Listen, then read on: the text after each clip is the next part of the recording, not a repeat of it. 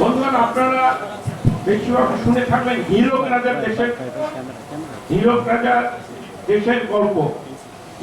দেশের গল্প এই চলচ্চিত্রটা প্রচার হয়েছিল 1980 সালের 19শে ডিসেম্বর, আজ থেকে 34 বছর আগে। সত্যজিৎ রায় যে চলচ্চিত্রটা লিখেছেন সেটা মূলত স্বৈরাচারের বিরুদ্ধে কিভাবে সংগ্রাম করতে হবে সে ব্যাপারে দিক নির্দেশনা, কিভাবে স্বৈরাচার বৃদ্ধি কর্মসূচি পালিত হয় এবং স্বৈরাচারের বিরুদ্ধে আন্দোলন, ফ্যাসিবাদের বিরুদ্ধে আন্দোলন কিভাবে করতে হয় তা একটা নির্দেশনা। উনি যে এত সেই সময় বুঝতে পেরেছিলেন যে 44 বছর পরে এরকম একটা ঘটনা ঘটবে, আসলে তার বাস্তব চিত্র আমাদের আপনাদের সামনে আমরা ঘোষণা করবো।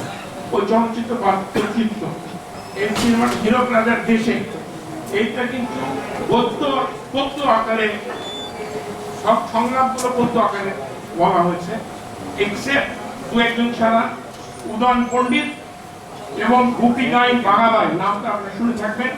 এদের সংলাপ, গোপীনাথ বাঘাবাই হীরক রাজার জামাই ছিলেন। তাদের প্রথম দিকের সংলাপটা পদ্য আকারে ছিল, পরবর্তীতে উদয়ন পণ্ডিতের সাথে একত্র হয়ে তারা পদ্য আকারে কথা বলেনি।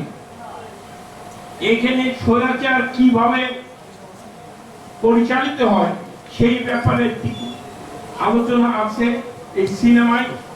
3টা মন্ত্র সভাকবিকে রাজা বলেছিলেন, এই 3টা মন্ত্র পড়ো, সবার মগজ ধরাই করো।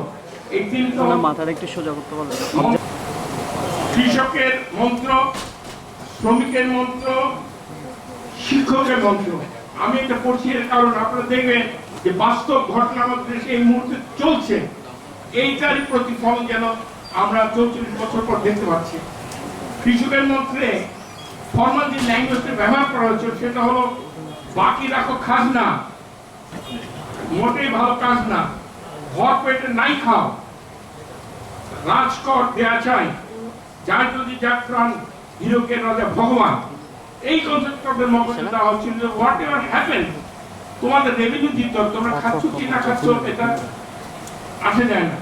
দ্বিতীয়, শ্রমিকদের উদ্দেশ্যে যে মন্ত্রটা সভাকবিকে বলতে বলা হচ্ছে সেটা হলো, যে করে খনিত শ্রম যেন তারে ডরে জম, অনারে নাহি খেয়ে বেশি খেলে বাড়বে, ধন্য শ্রমিকের দান হীরকের রাজা ভগবান।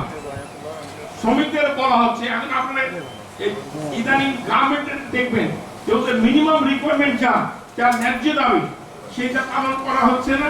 তাদের উপর বলা হচ্ছে তোমরা খাও না খাও, গার্মেন্ট চলতে, গার্মেন্ট মালিকরা যেন ভালো থাকে, এই আরেকটা মগজ ধরাই করার। দ্বিতীয়, সবচেয়ে যেটা এই মুহূর্তে রেলেভেন্ট সেটা হলো শিক্ষকের মন্ত্র। এইখানে শিক্ষকের মন্ত্রে বলা হয়েছে, লেখাপড়া করে যে অনাহারে মরে সে, জানার কোনো শেষ নাই, জানার চেষ্টা বৃথা তাই। আপনারা দেখতে পাচ্ছেন ইদানিং আমাদের শিক্ষা মন্ত্রণালয় থেকে বলা হচ্ছে প্র্যাকটিক্যাল ট্রেনিং, নলেজের কোনো প্রয়োজন নেই। কারণটা কি? কারণটা হচ্ছে হীরক রাজা মনে করেন যে যত বেশি জানে সে তত কম মানে। কেন রাজা মনে করে মূর্খ কেউ তার ফ্যাসিবাদের বিরুদ্ধে কথা বলবে না।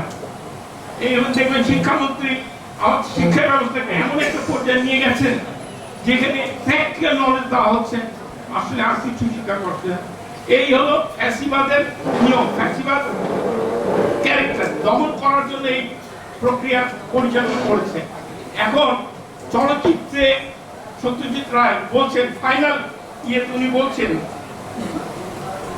স্বৈরাচারের বিরুদ্ধে লড়ে যাওয়ার সংগ্রাম আর কৌশল এই চলচ্চিত্রে তুলে ধরা হয়েছে। একটা বিপ্লব শুধুমাত্র একজন ব্যক্তি চাইলেই সম্ভব নয়, প্রয়োজন নেতৃত্ব, প্রয়োজন সকলের অংশগ্রহণ। আমরা সেইটাই আমরা বলছি যে আমাদের এইটাই থিম, এই বিপ্লবের কারণে স্বৈরাচারকে হটাতে হলে সব নেতৃত্ব থাকতে সবাই মিলে কাজ করতে হবে। শেষে এই চলচ্চিত্রে সত্যজিৎ রায় যে স্লোগানটা দিয়ে শেষ করেছেন সেটা ছিল, রাজার মধ্যে ট্রেনে নামার সময় যে স্লোগানটা সবাই বলছিল, দড়ি ধরে মারো টান, রাজা হবে খান খান। আমরা আমাদের কর্মসূচি দেখবেন, আমাদের কর্মসূচিতে আমরা এই চলচ্চিত্র বাস্তবায়ন, ফ্যাসিবাদের বিরুদ্ধে লড়াই আমরা কি করবো সেটি আজকে প্রতিপাদ্য।